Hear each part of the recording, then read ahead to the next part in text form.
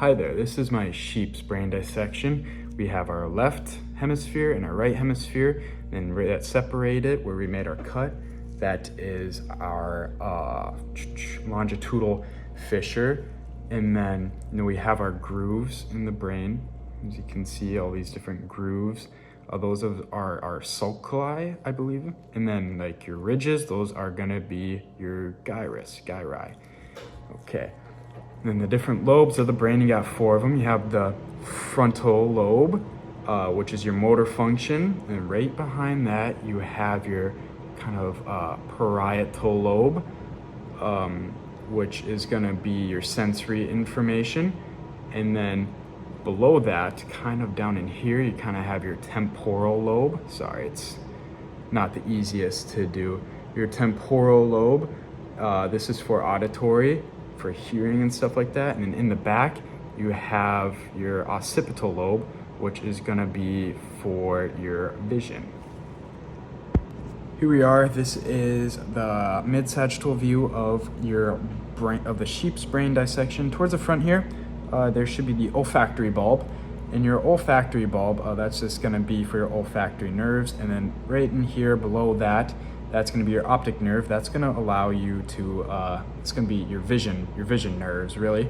It's gonna help you with vision. And then this little thingy right here hanging, that's your hypophysis, your pituitary gland.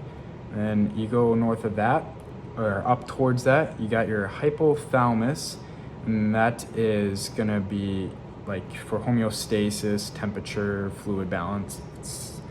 And then in the middle, that is your thalamus, and that's gonna be for like just your basic overall control center, the center of the brain for all of like your actions and senses. And then you go down here, you have the pons right in here, and then you keep going, and then you have your medulla oblongata, okay?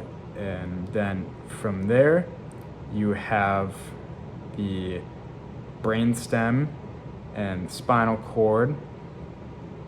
All right, and your medulla, that's just gonna be for like sneezing, heart rate, just kind of like those, I don't know, essential kind of involuntary things that your body goes through. And then up here is gonna be your cerebellum. That's gonna be for your muscles. Then in here you have the gaps. This gap right here is your ventricle. That's gonna flow up through the cerebral aqueduct, filled with CSF, by the way. And that's gonna flow into your 4th ventricle up in here. And it's like, yeah, that's also filled with that CSF. And then you have the pineal body, kind of located right in here. The pineal body, it's gonna secrete melatonin for us. I'm hunched over, gotta stretch. And then here you have your corpus callosum. That's just gonna be like that connective dense part. That's what was the most difficult to cut through when we did our cut down here. And kind of right in here is your hippocampus. And then the hippocampus, it's gonna be very memory dominant right in there. That's what that's for. And yeah, there's that section.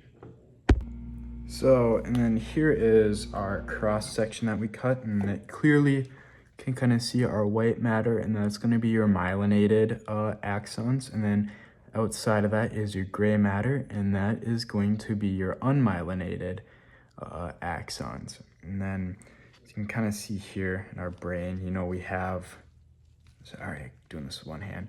You got your outer part, your main kind of cerebrum. This is just the main part of the brain. And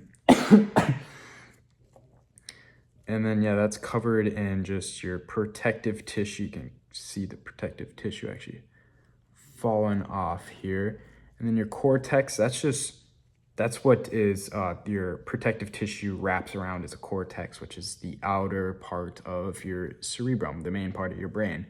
As you can see here, what you're looking at is the cerebrum, but more specifically the cortex.